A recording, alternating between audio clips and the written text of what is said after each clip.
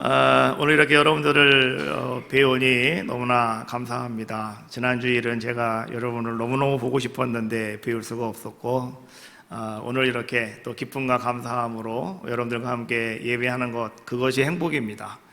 오늘 여러분들도 오늘 또 주님과 함께 우리가 하나 되어 찬양하고 또 우리 주님의 이름을 부르며 오늘 기쁘고 행복한 날, 우리 교회 생일 아닙니까?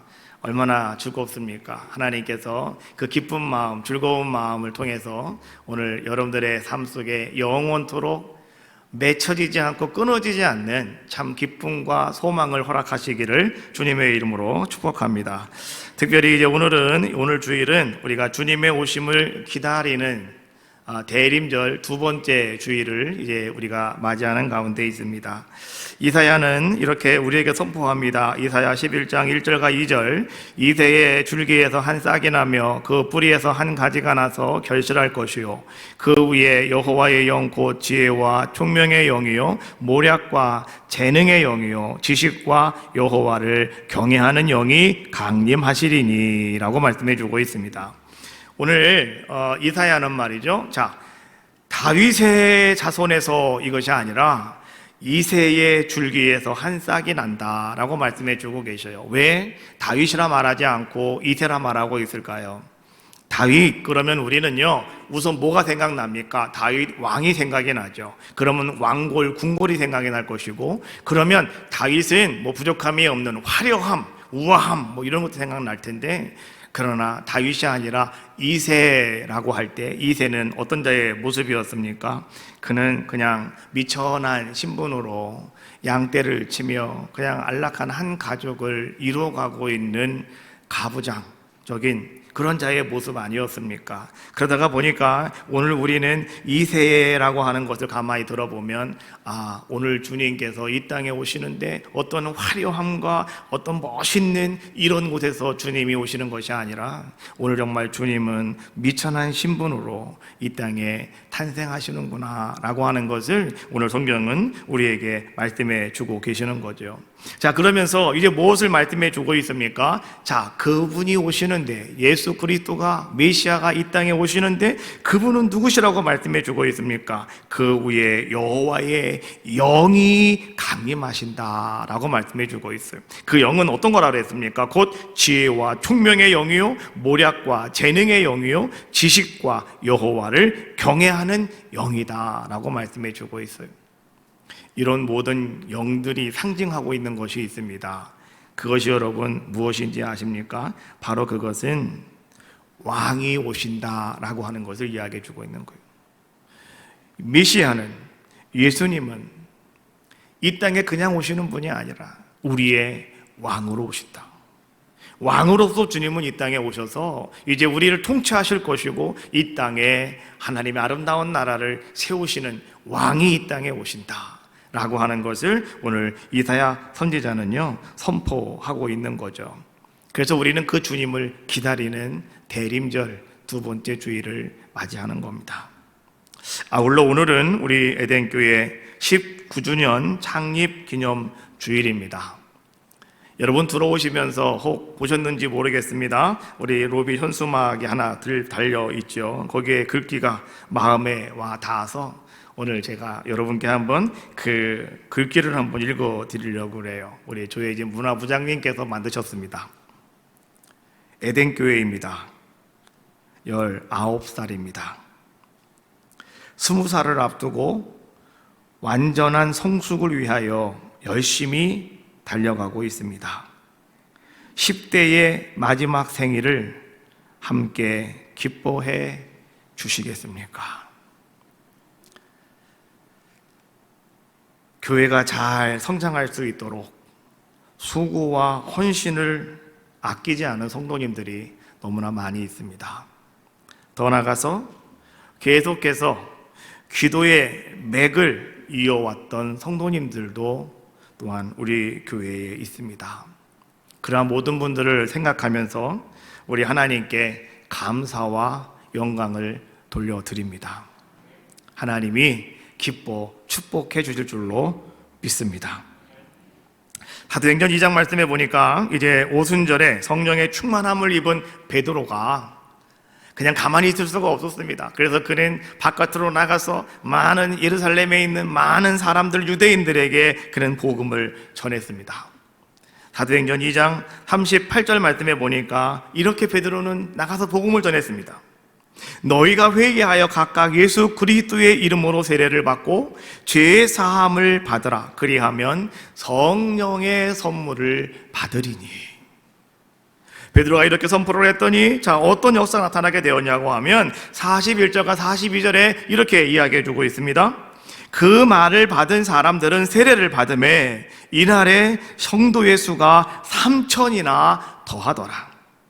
그들이 사도의 가르침을 받아 서로 교제하고 떡을 떼며 오로지 기도하기를 힘쓰니라. 여러분, 이 말씀이 무엇을 우리에게 의미해 주고 있는지 알고 계십니까? 예루살렘 교회가 이렇게 시작했습니다.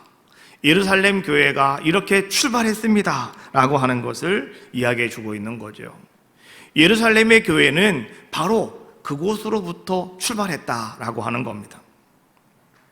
한 사람의 영혼을 구원하는 것, 바로 여러분 그것이 교회의 시작입니다. 또 더 나아가서 오늘 그들이 성령의 충만함을 받고 변화받은 사람들이 이제는 어떻게 했느냐? 그들이 지금까지 가지고 있던 두려움과 어두움 속에 떨며 그들이 그 자리를 지키고 있는 것이 아니라 그들은 밖으로 문을 열고 나갔다고 그러죠. 나가서 그들은 복음을 전합니다. 다른 말로 말하면 그들은 전도하기 시작한 자들의 모습이 되었다라고 하는 거죠. 전도하다가 보니까 많은 유대인들로부터 핍박을 받게 되죠. 어떤 사람은 붙잡혀서 죽음을 당하는 사람도 있었고 어떤 사람은 감옥에 갇히는 사람도 있었죠. 그래서 오늘 성도들이 이제는 핍박을 받던 성도들이 다 뿔뿔이 흩어지게 되었고 그 중에 어떤 사람들은 안디옥이라고 하는 곳에 모여서 다시 그들이 안디옥 교회를 세우게 되었는데 그 안디옥 교회가 제일 먼저 한 일이 무엇이었느냐?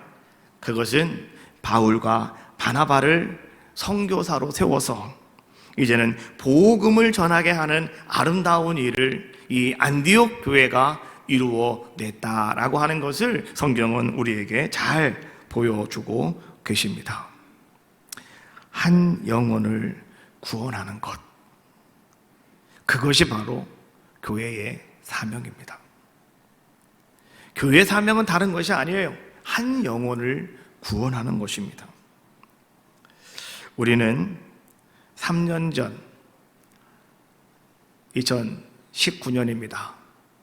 2019년부터 기도하는 가운데 이제 우리 교회가 앞으로 20주년을 맞이하게 될 것인데 20주년을 우리가 어떻게 맞이해야 될 것인가를 놓고 고민하며 기도하는 가운데 우리 하나님 앞에 이제는 우리가 20주년에는 뭔가 새로운 모습으로 정말 하나님이 우리 속에 역사하시는 놀라운 모습으로 우리 교회가 한층 더 비상할 수 있는 하나님의 뜻을 이루어 드릴 수 있는 아름다운 교회가 되었으면 좋겠다라고 하는 마음을 가지고 기도하는 가운데 하나님은 어떤 은혜를 베풀어 주셨습니까?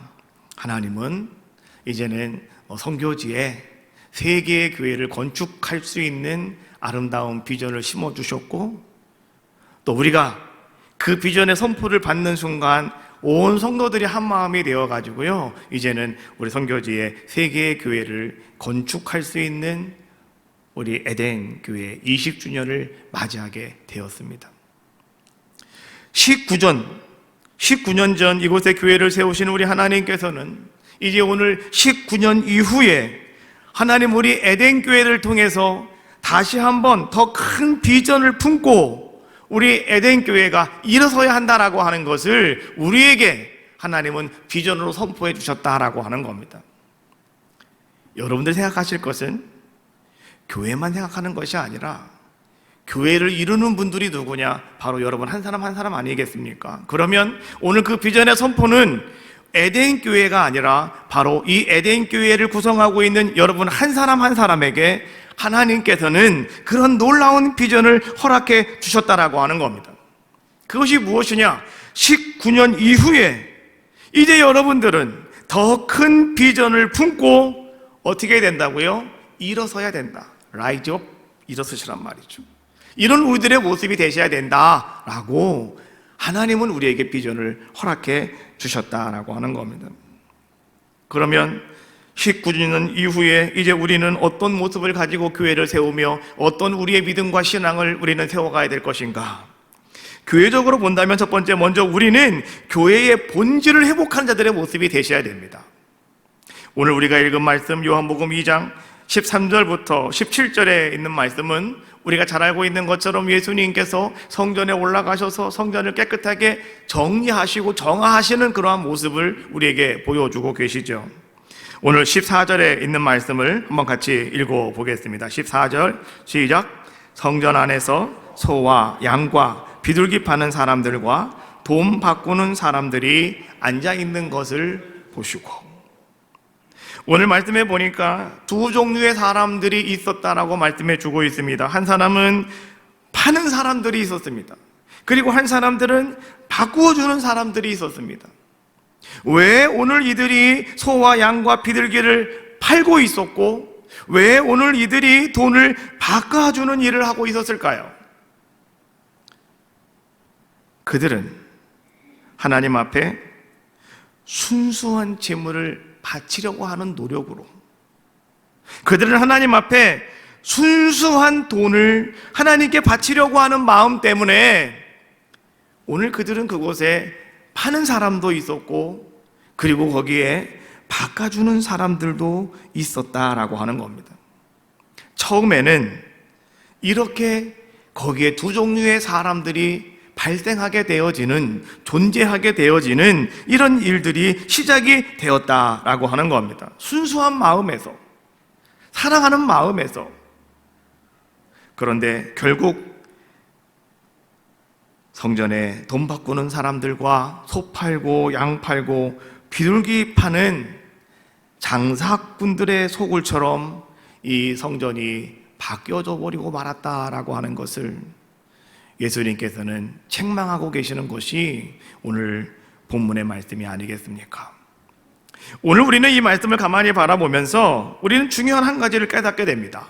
그것은 무엇이냐고 하면 우리가 이 교회 안에서 너무 편의만을 추구하다가 보면 우리는 자칫 예배의 본질을 잃어버릴 수도 있겠다라고 하는 겁니다. 우리 성도들도 마찬가지입니다. 오늘 여러분들이 믿음생활, 신앙생활 함에 있어서 너무 편리한 것, 너무 유익한 것, 너무 간단한 것, 여러분 이러한 것들만 추구하다가 보면 오늘 우리는 어떤 사람들의 모습이 되어지냐고 하면 나의 예배의 자리를 우리가 떠나버릴 수도 있는 그런 사람이 될 수도 있다라고 하는 겁니다. 예배라고 하는 것은 그 자체가 곧 무엇이었느냐고 하면 희생이라고 하는 것이었습니다. 우리가 성경 말씀에 보니까 구약시대에 제사를 드릴 때 여러분 번제 제물, 희생 제물 이런 것들이 있습니다. 이 번제를 드렸다라고 하는 것은 양 한 마리를 아니면 소 한 마리를 죽였다는 거예요. 그리고 그것을 각을 떠서 다 끄집어내고 그것을 불에 태웠다라고 하는 거죠. 다시 말하면 한 마리의 양이 희생이 되었다는 것이고 한 마리의 비둘기가 희생이 되었다고 하는 것이고 한 마리의 소가 희생이 되었다라고 하는 것이죠. 그래서 예배라고 하는 것은 곧 그 자체가 희생이다라고 이렇게 우리가 말할 수가 있는 겁니다. 많은 것을 희생하면 희생할수록 여러분 알고 계십니까? 예배는 더욱더 예배다워지는 겁니다. 많은 것을 희생하면 희생할수록 그 예배는 더 복되고 아름다운 예배가 되어진다라고 하는 것이죠. 예배는 여러분 언제부터 시작이 되는 것일까요? 성전에 올라오셔서 여러분 문을 딱 열고 들어와 자리에 앉는 순간부터 예배가 시작이 되어지는 것일까요? 아니면 이제 오늘 성부와 성자와 성령의 이름으로 예배를 시작하겠습니다 하고 제가 종을 땅 친 순간부터 예배가 시작이 되어지는 걸까요? 여러분 분명한 것은 예배의 시작은 여러분들이 가정에서 여러분들의 현관문을 나서는 순간부터 예배는 시작이 되어지는 겁니다. 그리고 여러분들이 다시 예배가 끝나고 돌아가 여러분의 현관문을 열고 들어가는 순간까지 예배는 살아있는 거예요. 여러분 현관문을 들고 들어가는 순간 오늘 예배는 끝나는 겁니다. 예배라고 하는 것은 그런 거라는 거예요. 그래서 여러분들이 처음에 집에서 출발할 때부터 예배를 다 마치고 집에 돌아가서 방에 들어가는 그 순간까지 예배하는 자의 모습을 가지고 여러분들은 오늘 온종일 하나님만 바라본 자들의 모습이 되셔야 되는 거죠. 교회 예배 드리러 간다고 여러분 집에서 나와가지고 차를 타고 오다가 싸워도 안 되고요. 예배를 드리고 이제는 다 끝났다고 여러분 나가서 차 왜 안 빼냐고 싸워도 안 되고요. 그렇지 않습니까? 내가 집에 가는 그 순간까지 예배의 시간이니까요. 그게 무엇을 얘기합니까? 온종일 여러분들은 그 예배 앞에 나의 모든 것을 희생할 수 있는 우리들의 모습이 되셔야 된다. 그래야 바로 그 예배가 예배다운 예배로 아름답게 매듭지어진다라고 하는 겁니다. 요한복음 12장 24절 말씀해 보니까 이렇게 말씀해 주고 계셔요. 한 알의 빌 땅에 떨어도 죽지 아니하면 한 알 그대로 있고 죽으면 많은 열매를 맺느니라. 희생을 이야기해 주고 있는 거죠. 예배도 마찬가지입니다. 여러분, 내가 그 예배를 통해서 내 자아가 죽고 내 성질이 죽고 내 삶의 잘못된 것들이 다 죽어버리면 그때 비로소 내 예배가 어떤 예배가 되어지느냐? 살아있는 예배요, 은혜의 예배요, 하나님이 기뻐하시는 아름다운 예배가 된다는 거죠. 이 예배가 회복이 되셔야 된다라고 하는 겁니다. 어떤 여건 때문에, 어떤 환경 때문에 오늘 여러분들이 하나님 앞에서 내가 예배하는 그 충성의 자리, 예배하는 그 자리를 여러분들이 떠나서는 절대로 안 되겠다라고 하는 것이죠. 19주년을 넘어서는 에덴교회가 보다 더 여러분 더 큰 비전을 품고 일어서야 한다고 한다면 우리는 이런 본질이 회복되어져야 되겠다. 여러분도 마찬가지입니다. 여러분의 삶 속에 예배가 그렇게 회복되어지시는 귀한 시간 되시기를 주님의 이름으로 축복합니다. 또 오늘 본문 말씀과 함께 가고 있는 말씀이 마태복음에 나오고 있는데요, 마태복음에는 이런 말씀이 한 가지 더 추가가 되어 있습니다. 마태복음 21장 13절 말씀에 보니까 그들에게 이르시되 기록된 바 내 집은 기도하는 집이라 일컬음을 받으리라 하였거늘 너희는 강도의 소굴을 만드는도다 하시니라. 똑같은 말씀 속에서 예수님이 하신 말씀이 마태복음에서 추가적으로 나오고 있는 말씀이죠. 내 집은 기도하는 집인데 왜 너희가 내 집을 강도의 소굴로 만들었느냐고 오늘 예수님께서 책망하고 계시는 말씀이죠. 교회는 기도 소리가 끝이지 않고 기도로 가득 차게 만들어야만 그 교회가 교회다워지는 겁니다. 여러분 자신도 마찬가지입니다. 여러분 한 사람 한 사람도 여러분의 모든 삶 속에서 여러분 기도 소리가 그치지 아니하고 오늘 여러분들이 모든 삶 속에 기도로 가득 채워지게 될 때 여러분의 삶은 행복한 삶이 될 수가 있는 겁니다. 은혜로운 삶이 되어질 수가 있다라고 하는 거죠. 이스라엘에 가서 여러분 이 십자가를 제가 왜 사왔을까요? 100개를 들고 오는데 이게 장난 아니더라고요. 짐에 화물칸에 못 들어가가지고 이걸 제가 안고 왔다니까요. 그 공항에서 그거 들고 다니려고 얼마나 힘들었는지. 이스라엘 공항은 또 이 카트도 돈 내고 카트를 끌고 가래요. 근데 이스라엘 돈이 없잖아요 지금 우리가. 카드로 하면 된다고 카드를 넣었는데 이게 결제가 안 되는 거예요. 하는 수 없이 끌고 들고 그리고 그냥 공항을 눕히고 다니고요. 막 그러면서 이거를 끌어안고 이만큼을 끌어안고 제가 왔다니까요. 제가 한 가지 마음의 기쁨은 뭐였냐고 하면 그래요. 성도님들이 이 십자가를 붙잡고 베들레헴 예수님이 탄생하신 그곳에서 나오는 감람나무 십자가잖아요. 이거 붙잡고 기도하시라고. 그러면 교회도 회복될 것이고 여러분들도 회복되니까요. 여러분 교회에서 기도의 소리가 그쳐지게 된다면 여러분 분명히 아셔야 됩니다. 주님이 책망하십니다. 주님이 분노하십니다. 마찬가지로 여러분들도 마찬가지예요. 여러분, 기도가 여러분 삶 속에서 끊어진다면 오늘 주님이 여러분 보시고 책망하신다니까요. 주님이 화를 내신다니까요. 그러므로 교회는 기도해야 되는 겁니다. 여러분, 교회가 기도하기 시작하면 그때부터 비로소 교회의 부흥이 시작되는 것이고, 교회가 기도하기 시작하면 그때부터 하나님의 능력, 주님의 능력이 교회 안에서 나타나기 시작하게 되더라라고 하는 거죠. 그래서 우리는 기도하셔야 된다라고 하는 거죠. 기도의 회복이 오늘 우리들의 회복이 되셔야 된다라고 하는 거죠. 우리는 생각을 할 때 시간이 지나면 모든 것들은 다 바뀌게 되어 있다라고 생각을 합니다. 10년이면 강산도 변한다고 하니까요. 그러나 여러분, 가만히 생각해 보면 시간이 지나도 바뀌는 것이 있기도 하지만은 절대로 안 바뀌시는 것도 있다. 그것이 뭘까요? 첫 번째는 아마도 이런 것이 아닌가 생각이 들어요. 인간의 범죄성, 인간의 죄악성, 그 다음에 모든 사람들의 연약함, 약함, 이런 것들은요 시간이 지나도 절대 바뀌지가 않습니다. 1000년, 2000년이 지나도 그대로 사람들은 완악함을 가지고 있고, 그대로 사람들은 범죄하고 있고, 지금도 사람들은 죄를 가지고 있어요. 이게 변하지가 않더라라고 하는 거죠.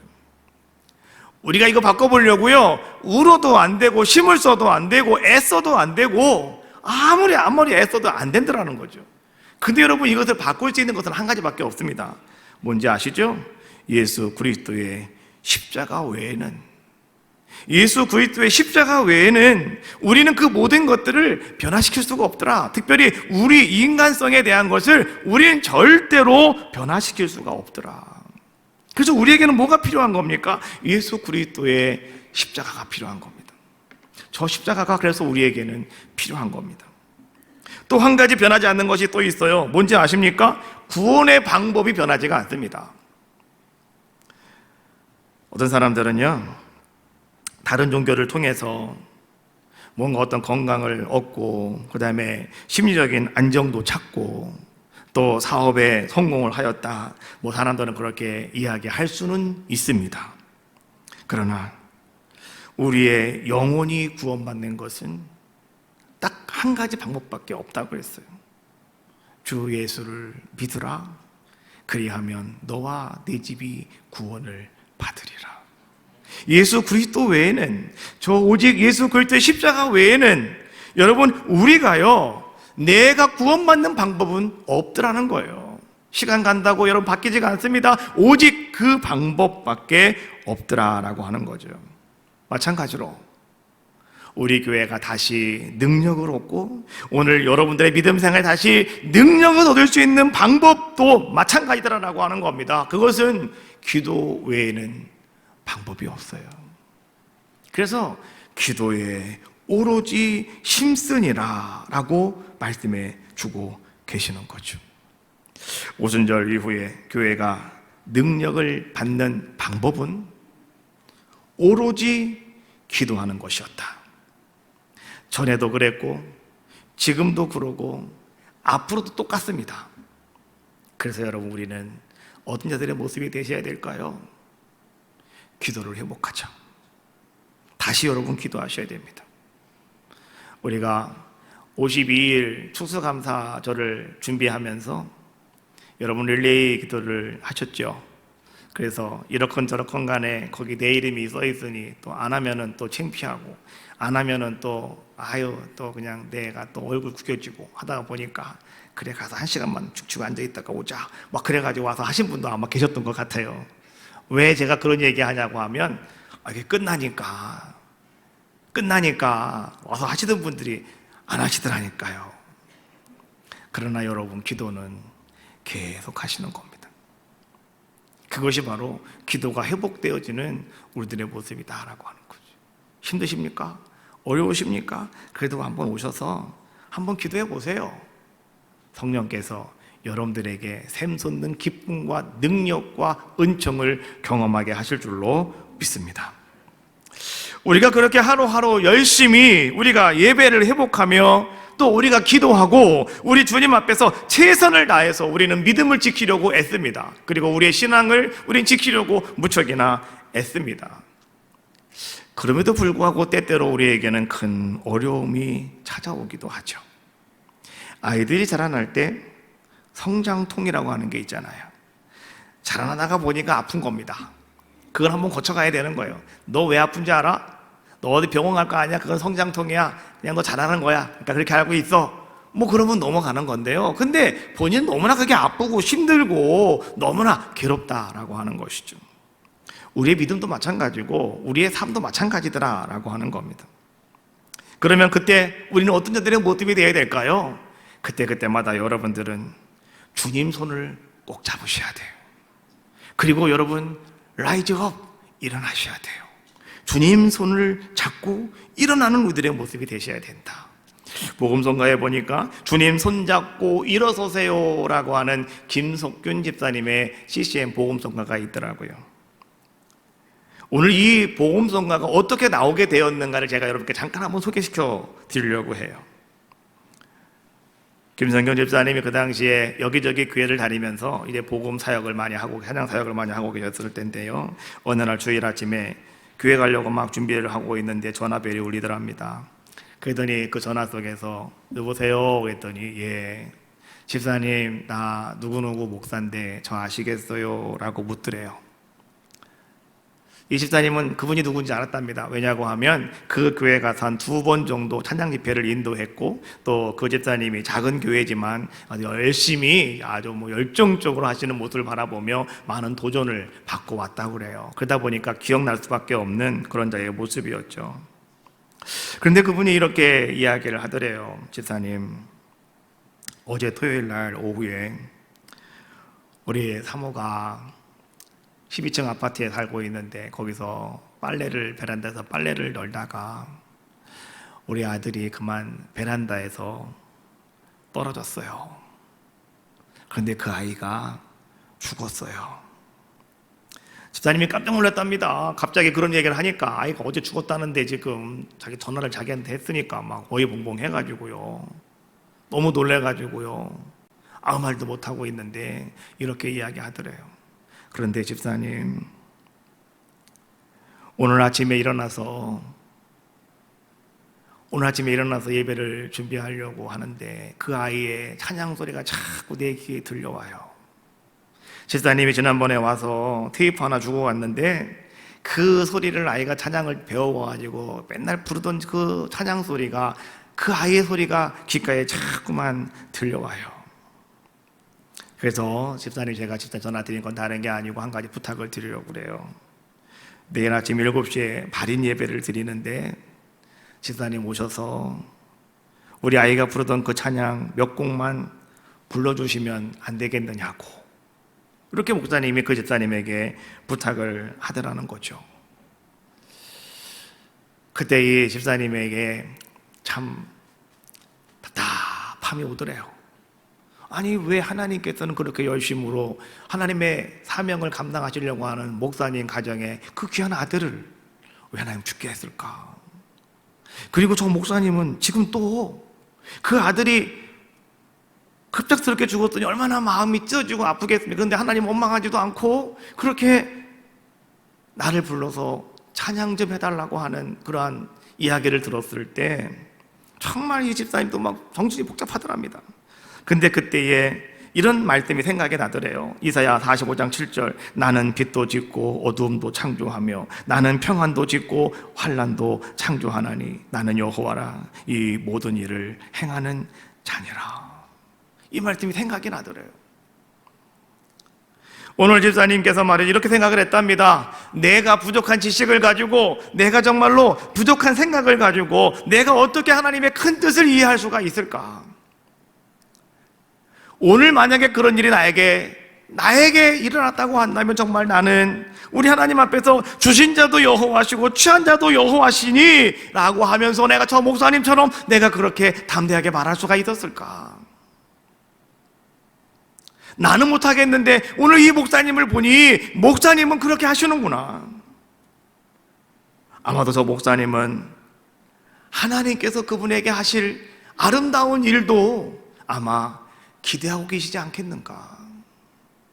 그러면서 오늘 연필을 가지고 막 글을 써가지고 작곡한 복음성가가 바로 주님 손잡고 일어서세요 라고 하는 복음송이랍니다. 오늘 우리가 한번 이 복음송 한번 불려보려고 그래요. 왜냐고 하면 오늘 우리들도 그런 상황 속에 떨어질 수 있기 때문에, 우리에게도 그런 일들이 찾아올 수 있기 때문에, 왜? 자라나면서 성장하면서 우리가 다 겪는 일이기 때문에 그런 거죠. 자, 한번 우리 찬양 한번 같이 하실 텐데, 한번 찬양하면서 오늘 그 왜 이 복음송가가 나왔는가 생각해 보시면서요, 한번 오늘 여러분들도 나도 하나님 나를 붙잡아 주세요, 나에게 힘을 주세요, 한번 여러분 한번 고백하며 기도할 수 있는 그런 찬양 한번 되시기를 바라겠어요. 한번 해봅시다.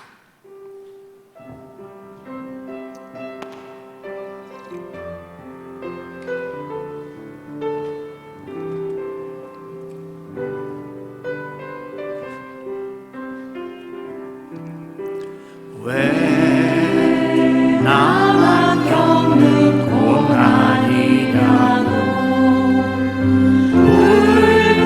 불평하지 마세요. 고난의 뒤편에 있는 주님이 주신 축복 미리 보면서 감사하세요.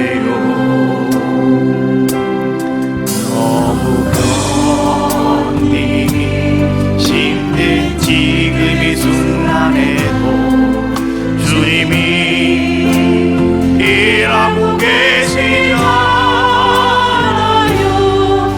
남들은 지쳐 앉아 있을지라도 당신만을 일어서세. 힘을 내세요. 힘을 내세요.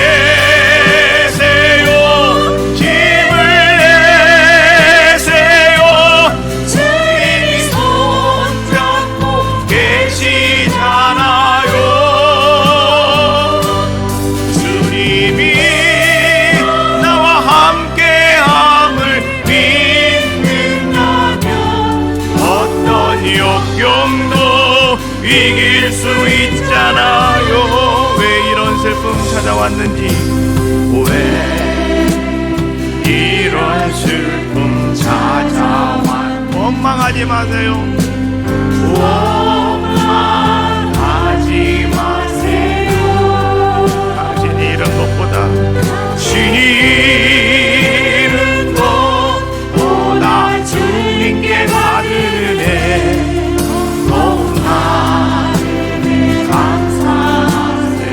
너무 견디기 힘든,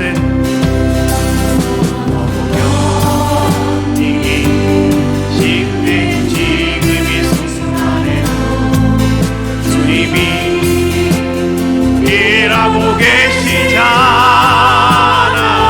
아멘. 남들은 지쳐 앉아 있을지라도 당신만이 일어서세. 아멘. 힘차게 한번 해봅시다. 힘을 내세요. 힘을 내세요. 주님이 손 잡고 계시잖아요. 주님이 나와 함께함을 믿는다면 어떤 고난도 견딜 수 있잖아요. 할렐루야. 왜 나만 아파야 되는 겁니까? 왜 나만 이렇게 힘들어야 되는 겁니까? 왜 나만 이렇게 고통스러워해야 되는 겁니까? 이것이 오늘 우리들의 삶의 퀘스천이잖아요. 잘 들으십시오. 이사야 43장 1절과 2절 말씀에 이렇게 말씀하셨어요. 야곱아, 너를 창조하신 여호와께서 지금 말씀하시느니라. 이스라엘아, 너를 지으신 이가 말씀하시느니라. 너는 두려워하지 말아라. 내가 너를 구속하였고 내가 너를 지명하여 불렀나니 너는 내 것이다. 네가 물 가운데 지날 때에 내가 너와 함께 할 것이다.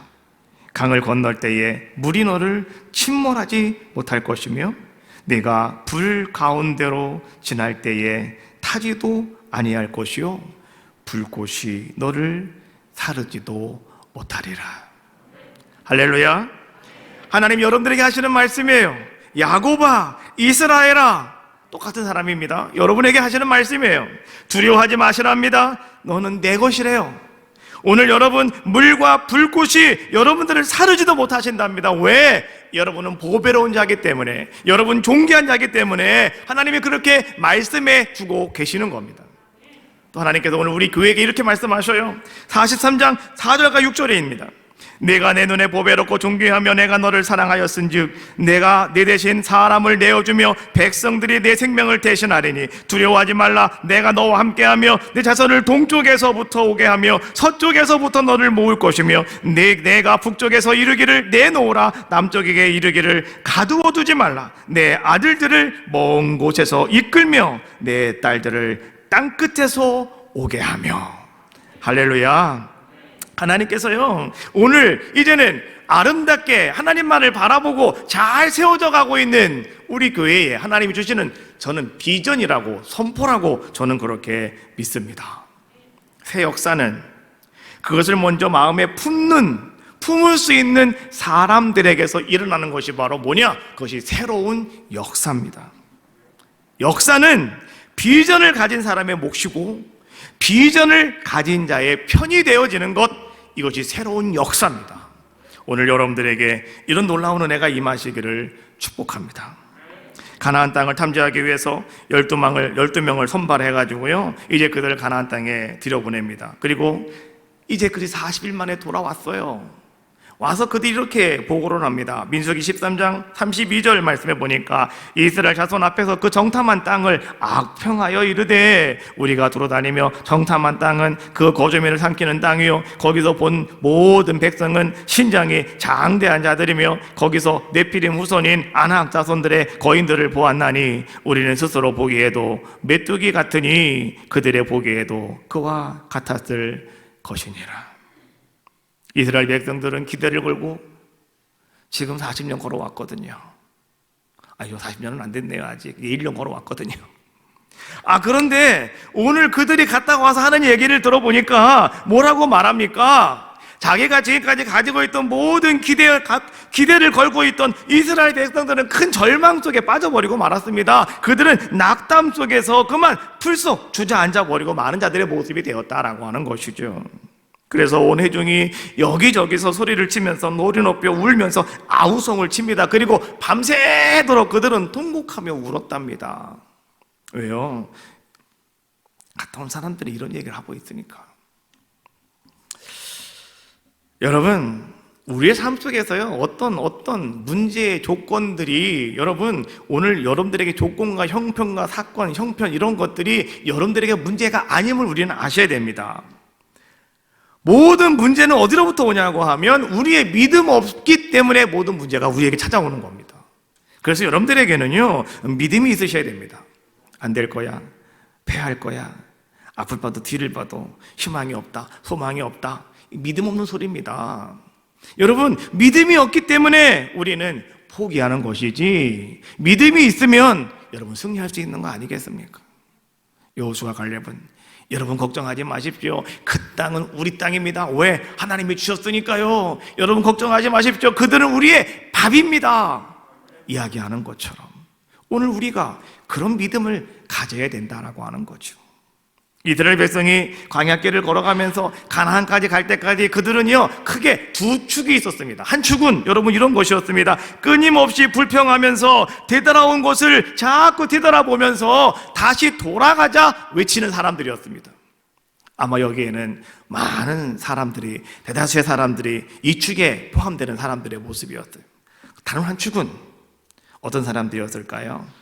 자꾸 앞을 제시하면서 불평하는 그 사람들을 끌고 가는 소수의 사람들이 있었습니다. 우리가 어찌 가만히 바라보면 여러분 대다수의 사람들이 말하는 것이 맞겠습니까? 아니면 소수의 사람들이 말하는 게 맞겠습니까? 선입관을 버리고 바라본다면 아마도 우리는 광야에 지금 우리가 있다면 이 사람들이 말하는 게 맞을 거예요. 그래서 우리는 이 사람들이 하는 대로 따라가는 게 내가 살 길이라고 생각할 수 있을 것입니다. 그런데 60만이라고 하는 이스라엘 백성을 끌고 가는 돌길을 헤쳐가면서 광야길을 헤쳐가면서 그들을 인도하는 소수의 사람들은 어떤 사람들이었습니까? 정말 책임이 없고 대책이 없는 사람들이었습니다. 그렇죠? 책임 없고 대책이 없는 사람들.